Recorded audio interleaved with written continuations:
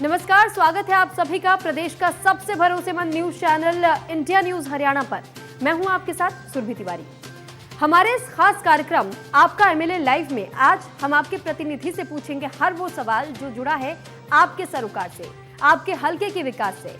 India news Haryana पर आपके विधायक खुद बताएंगे कि उन्होंने विकास को रफ्तार देने के लिए कितने प्रयास किए हैं।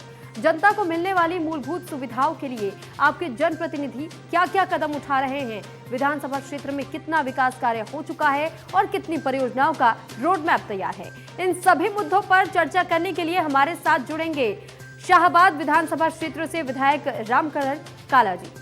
विधायक रामकरण काला से पूछेंगे कि चुनाव जीतने के बाद से उन्होंने कितना वादा पूरा किया है, क्योंकि वादा किया है तो निभाना भी पड़ेगा।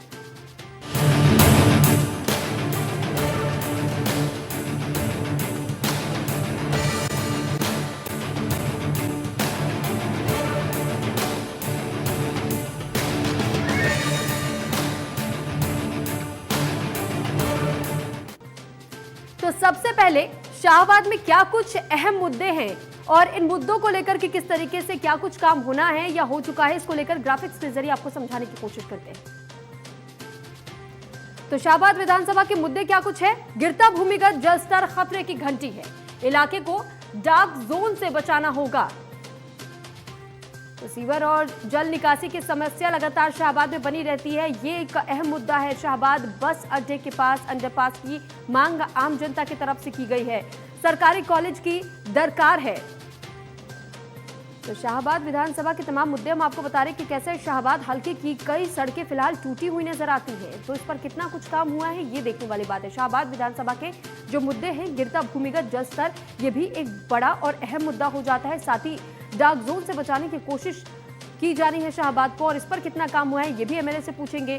सीवर और जल निकासी को लेकर के जो समस्या आम लोगों को यहाँ झेलनी पड़ रही है, उस पर कितना काम हुआ है, ये वो तमाम सवाल है, तमाम गहरे मुद्दे हैं जिन पर आज हम चर्चा करेंगे आपके विधायक से। तो शाहबाद हल्के की कई सड़कें फिलहाल टूटी हुई नजर आती है, और इन सड़कों को लेकर के किस स्तर पर काम किया गया है, कितना काम हुआ है या अभी कितना काम बचा है, इसको लेकर भी जानकारी हासिल करेंगे। हालांकि साथ ही साथ आपको ये जानकारी भी दे दें कि कई ऐसे क्षेत्र है जहां पर फिलहाल बिजली की कटौती भारी मात्रा में की जा रही है, बिजली उपलब्ध ठीक तरीके से नहीं हो पा रही है, तो ये भी एक बड़ी समस्या यहाँ स्थानीय के लिए बनी हुई है, और स्थानीयों की तरफ से ये मांग की जा रही है कि जल्द इस समस्या का निपटारा भी किया जाए। वहीं कई ऐसे छात्र हैं जो कि अपने क्षेत्र में ही रह करके, अपनी विधानसभा में ही रह करके पढ़ना चाहते हैं, लेकिन क्योंकि उच्च स्तरीय कोई कॉलेज ऐसा उन्हें नहीं नजर आता है जिसमें वो अपना दाखिला करवा सके, जिसकी वजह से उन्हें बाहर जाने के लिए मजबूर होना पड़ता है। तो ऐसे में कॉलेज की भी मांग की जा रही है, और ये कहा जा रहा है कि शाहबाद में एक अच्छे कॉलेज की भी ज़रूरत है और इस पर भी गौर किया जाना चाहिए। तो शाहबाद बस अड्डे को लेकर भी फिलहाल ग्रामीणों की तरफ से और स्थानीयों की तरफ से मांग की जा रही है कि इस पर भी विचार विमर्श किया जाना चाहिए। और शाहबाद हल्के की जो कई सड़कें टूटी हैं, क्योंकि सड़कें टूटती हैं तो ऐसे में गंभीर मुद्दे इस वजह से भी हो जाते हैं क्योंकि दुर्घटनाएं होने लगती हैं।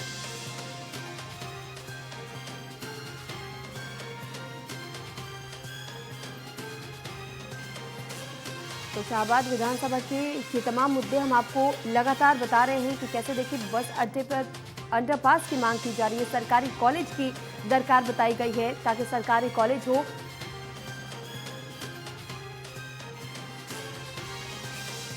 और चलिए इसी के साथ हमारे साथ अब आपके एमएलए भी जुड़ चुके हैं, तो सबसे पहले उनका स्वागत कर लेते हैं। बहुत स्वागत है सर आपका इंडिया न्यूज हरियाणा पर, और हमारे साथ रामकरण काला जी आपके सामने मौजूद है। दर्शकों, सबसे पहले रामकरण काला जी, मैं आपसे यही जानना चाहूंगी, जो आपका विधानसभा क्षेत्र है, आपकी तरफ से अभी आपको कौन कौन से मुद्दे नजर आते हैं?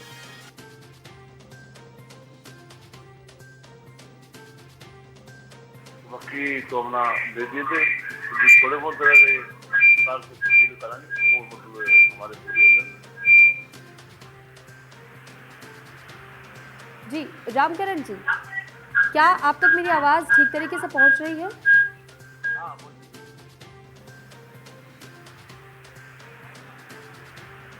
रामकरण जी, पहला सवाल ही यही है कि आपको क्या लगता है कि आपके क्षेत्र में अभी कितने और मुद्दे हैं जिस पर ध्यान देने की जरूरत है? देखो, कई ऐसे मुद्दे जो हमारे काम अभी जैसे कोरोना काल में या कोई आंदोलन हमारे जो अधूरा रहे थे मुद्दे, हमारे वहाँ हम न भेजे थे, और जो जैसे खेता के रस्ते यहाँ या कोई और कोई डिमांड हमने भेजी थी, सारे हमारे पूरे हो जाएंगे जरूर। हमारी जो जनता की डिमांड हमने भेजी थी, तो चाहे किसी भी चीज़ जो मैंने डिमांड भेजी थी, उसके बाद जो ना अब जो काम बन रहे हैं उससे हम बता देंगे आप क्या क्या बनाए। जी रामकरण जी, साथ ही आपसे ये भी जानना चाहेंगे, क्योंकि देखिए जब बात जनता की आती है तो जनता आपके काम से कितना खुश नजर आती है, आपसे ही इस बारे में भी जानकारी चाहेंगे। जब आप कहीं जाते हैं जनता के बीच में तो किस तरीके से आपका स्वागत किया जाता है, या कैसी परेशानियां लेकर लोग आपके सामने नजर आते हैं? देखो, जो जनता की परेशानी हम उसके वहाँ मुद्दे उठाते हो। आज यहाँ तालाब के पास की गाँव में जो गलियाँ पानी खड़ा होता था, जो हमारे जो आज तालाब बनाए, तो ये मैं डिप्टी सीएम साहब का धन्यवाद करूँगा, पूरे भी नुमाइश करी है। जो हमारे जो तालाब हैं आज हर गांव के अंदर, चाहे PWD सड़क की, चाहे मार्केट बोर्ड की भी, चाहे कैटेगरिया की, ये सबसे पहले तो इनका बहुत एक पानी की जो हमारी निकासी थी, हमने एक तो पानी की निकासी का एक प्रबंध जो जिम्मेदार के खेत में पानी जाएगा, जो साफ पानी जाएगा, हमारा जो हम नीचे से पानी काटते हैं उसको बच्चे दो। जो हमारा गलियां पानी खड़े होता था, वो गलियां का जो पानी और साफ हो जाएगा। हमारी गलियां नई बना या पानी है जो, उनकी कोई दिक्कत नहीं आएगी बनाने में। तो मैं सरकार पर भी धन्यवाद करूँगा, जितने भी हमारे तालाब हैं सारे साफ होने चाहिए, हर गाँव के अंदर काम होना चाहिए। ठीक, लेकिन देखिए जिस तरीके से जो तमाम मुद्दे हमने अभी अपने दर्शकों को भी बताया कि शाहबाद से जुड़े हुए कई ऐसे मुद्दे हैं, खास तौर पर जब जल स्तर की बात आती है। एक तो गर्मी का मौका चल रहा है और ऐसे में गर्मी में सबसे ज़्यादा लोगों को प्यास लगती है। लोग चाहते हैं कि उनके घर पर पानी की व्यवस्था सुचारू रूप से चल सके और साथ ही उन्हें कभी पानी की समस्या का सामना ना करना पड़े। इसके लिए किस तरीके से काम किया जा रहा है आपकी तरफ से? हमारा तो जो भी हमने अपने लगे समर्थन लोग आदमी, जहाँ भी कोई हमारा पानी की परेशानी दिखती है, हम उसको पहले एक हफ्ता पहले ही पता लग जाता है कि हाँ जो खराब होने वाला या खराब होगा, ये पाइपलाइन खराब आया पूर्णिया। हम जो पाइपलाइन की जो व्यवस्था है पाइपलाइन की, जहाँ उनकी पानी का माध्यम पानी के पहुँचाने का, तो वहाँ जरूर पानी पहुँचाएंगे। और पूरा हमारा प्रयास था कि कोई भी कहीं ऐसा दूर नहीं बच्चा हमारे पास जो कहीं पानी ना जा रहा हो। आज भी कहीं गाँव में गया था, एक गाँव में मतलब वहाँ की छोटा अपने समर्थ गया था, वहाँ टूटी का साथ नहीं था, उन्हें कहा भी टूट लगाओ यहाँ की, क्या यहाँ आदत से बहुत लगाओ, हम उसके तुरंत वहाँ की पानी के पीने की व्यवस्था करते हैं। तो रामकरण जी, ये जो पूरा आपने प्लान बताया है, इस प्लान को लागू करने के लिए धरातल पर खास तौर पर कितना समय लग सकता है? ये जोड़ा तालाब काम शुरू हो गया, ये तो काम शुरू कर दिया साथ में हर गाँव में, मतलब हर हल्के वाइज, तो 4-10 तालाब में काम कर रहे हैं। मेरे हल्के में शाहबाद हल्के में पूरा 8-10 तालाब में काम कर रहे हैं। बाकी जितने भी तालाब बच रहे, मैं कहूँगा कि मान लीजिए सबसे काम पहले जरूरी काम ये है कि हर जिम्मेदार को, हर मतलब किसी व्यक्ति को उसका लाभ मिलना चाहिए हर गाँव में। ठीक, और वहीं साथ ही ये भी एक समस्या बनी हुई है पूरे क्षेत्र भर में, आपके पूरे विधानसभा में लोग ये कह रहे हैं कि कई ऐसे जगह हैं जहां पर जल निकासी की समस्या हो जाती है। अगर कभी बारिश का मौसम होता है तो बारिश आने के बाद से यहाँ पर जो सड़कें हैं वो पूरी तरीके से जलमग्न हो जाती हैं। ऐसे में इसके लिए क्या कुछ व्यवस्था की जा रही है? देखो, अच्छा जो भी आज जल जो बरसात होती है उसमें पानी खड़ जाता है, हमने रिचार्ज के बोर हर हल्के बैग लगवा दिए।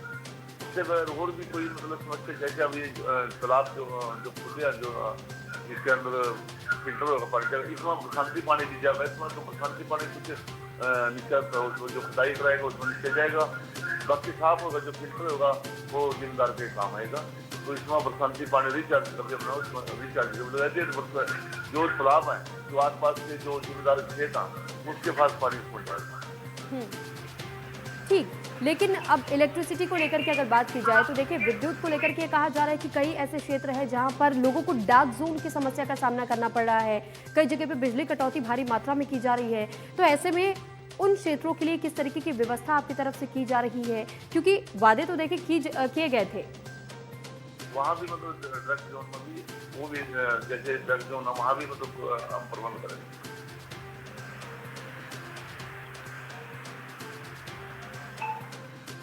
आप बने रहिएगा, यहाँ एक छोटे से ब्रेक का वक्त हो चला है, ब्रेक के बाद जल्द हाजिर होंगे।